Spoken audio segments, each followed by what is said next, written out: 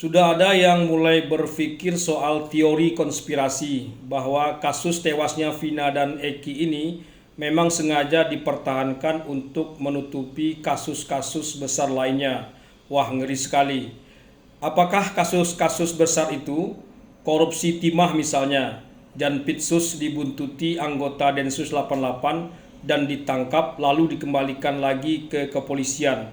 Konon hal itu terkait dengan korupsi timah. Sunyi, senyap. Lalu putusan MA yang mengubah syarat usia pada pencalonan kepala daerah November mendatang yang dianggap sebagai karpet merah untuk anak bungsu Presiden Jokowi, Kaisang Pangarep, maju menjadi calon gubernur atau calon wakil gubernur. Bahkan persidangan mantan Menteri Pertanian Syahrul Yassin Limpo yang menghadirkan seorang biduan cantik yang sering disawer oleh sang menteri yang biasanya viral seviral-viralnya karena melibatkan perempuan muda dan cantik juga tertutup rapat oleh kasus Vina dan Eki ini. Begitu besarnya animo masyarakat terhadap kasus Vina dan Eki.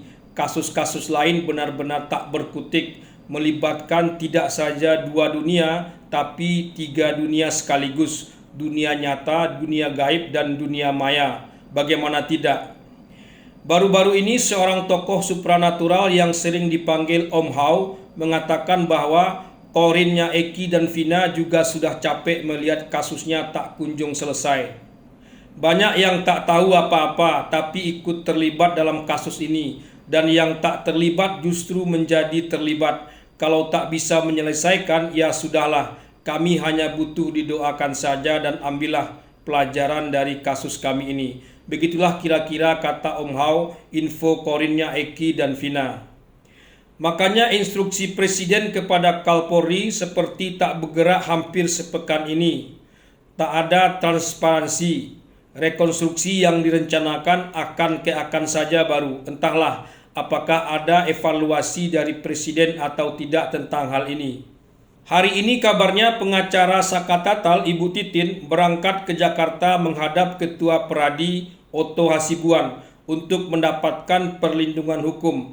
Ia merasa terancam karena sudah membongkar lagi kasus ini. Ibu Titin memang terbilang gigih dalam mengawal kasus ini sejak tahun 2016. Semua usaha hampir sudah dia lakukan, tapi selalu menemui jalan buntu. Tak ada yang peduli atas kerisauannya menangani kasus ini.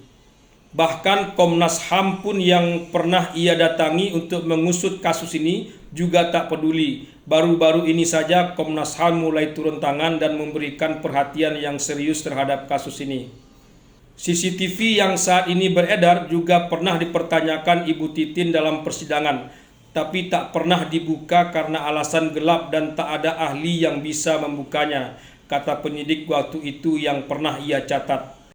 Kesimpulannya bisa saja CCTV itu memang sengaja untuk tidak diperlihatkan karena bisa mengubah banyak hal, apalagi keinginan masyarakat Cirebon waktu itu untuk membasmi geng motor begitu kuat. Tapi apakah benar para terpidana ini termasuk dari geng motor? 4 geng motor di Cirebon sudah mengatakan tidak. Justru yang anggota geng motor itu adalah almarhum Eki sendiri. Bagaimana tak tinggi animo masyarakat terhadap kasus ini? Ini kasus tentang mereka orang-orang bawah yang tak berdaya menghadapi masalah hukum. Beda dengan kasus-kasus lain yang tak berkaitan langsung dengan mereka. Apalagi heboh putusan MA yang mirip putusan MK baru-baru ini. Ya terserah sajalah, kira-kira begitulah. Tapi kalau memang benar kasus tewasnya Vina dan Eki ini sengaja dipertahankan untuk menutupi kasus-kasus besar lainnya, alangkah celakanya bangsa ini. Berarti kita hanya menunggu tangan-tangan Tuhan saja yang bergerak dari arah yang tidak kita sangka-sangka.